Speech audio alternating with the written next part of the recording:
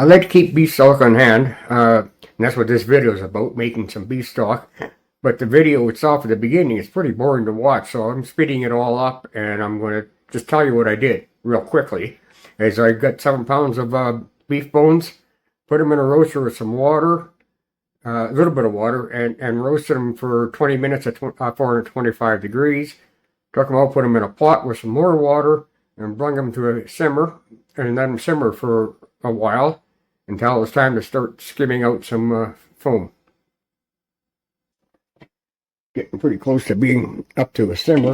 I'm going to skim some of this foam out.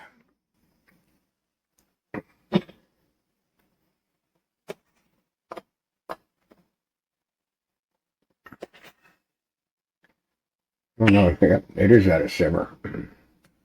Now I got the foam out of the way, you can see that. Alright, that's good enough for now. Put the lid back on. And I'll come back every once in a while, stir it and take the foam off or whatnot.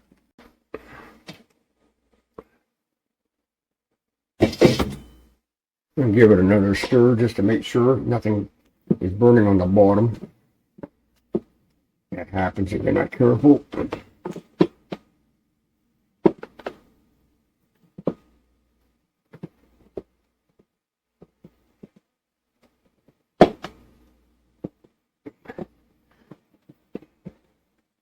A little harder to stir than a little old chicken carcass is. Doesn't matter as long as I get them stirred.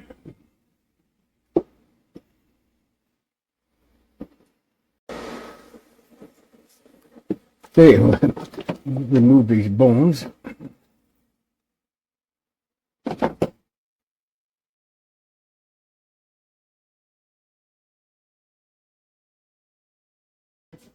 See if I can get the meat off these bones.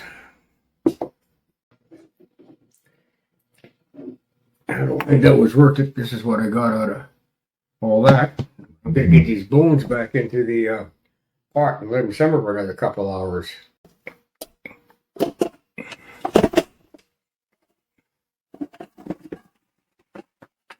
That was stupid.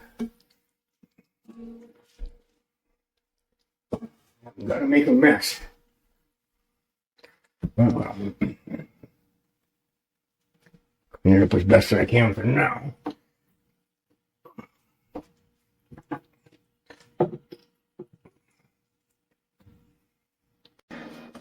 Yeah, I think that's been simmering long enough. It's not done by 5 hours, and it's not going to get done. So, what I'm going to do is get the bones back out of here so I can strain this without making too much of a mess. Oh.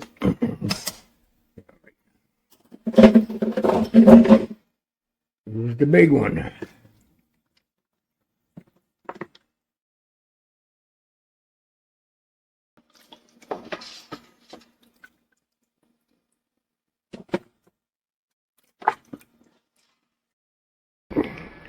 I'll get this strained and I'll put it in the fridge overnight, get the fat to solidify.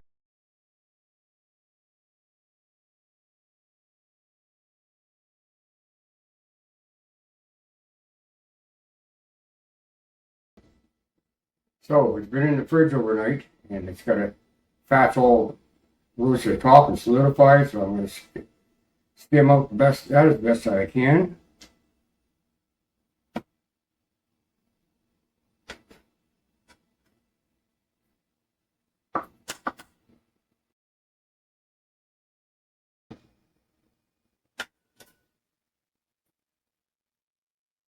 I'm going to strain the top layer of this off. I suspect that there might be gelatin towards the bottom, so I don't want to strain that up. Okay, I don't think there's any gelatin in there. Pour now.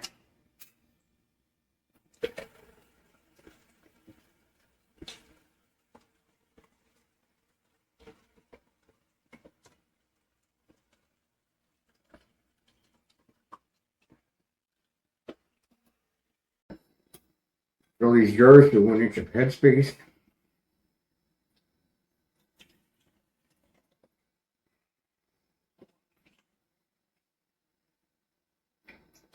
I would have expected this stuff to be a lot darker. Maybe I should have used bouillon cubes. I don't know.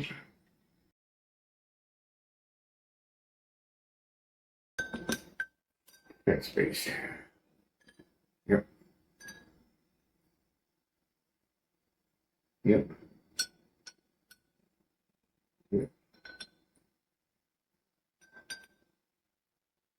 That space is good all the way around. Wipe the rims off with a paper towel dampened in vinegar. Then put the lids on and screw the bands finger tight.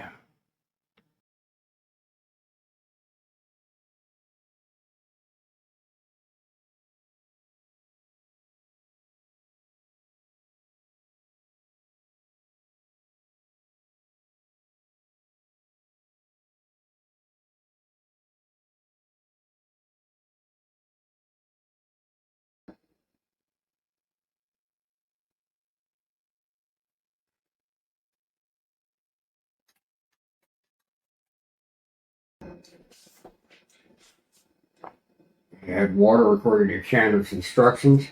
In case it is carried, 8 quarts.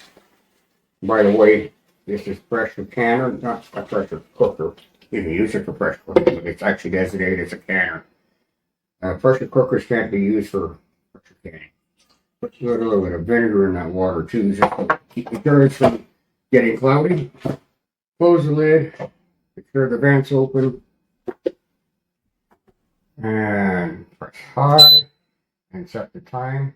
So 75 minutes for pints, 90 minutes for quarts. And press start. It'll let me know when it's time to close the vent.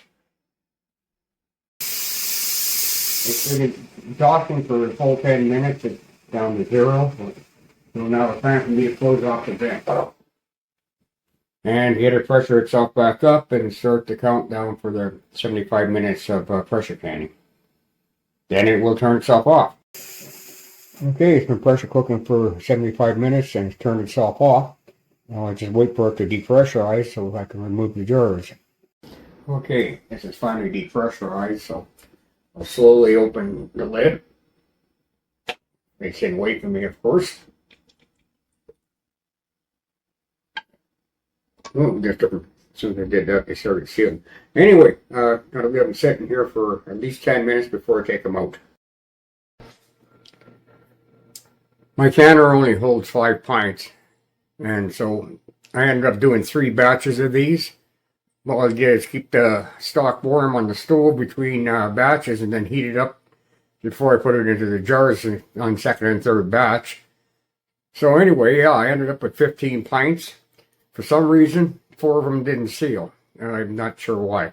But anyway, that's fine. I just made some really good cabbage soup out of that. So it worked out pretty good for me. So anyway, now you know you can do this too. I probably wouldn't want to do as much as I did. Maybe you do. I don't know.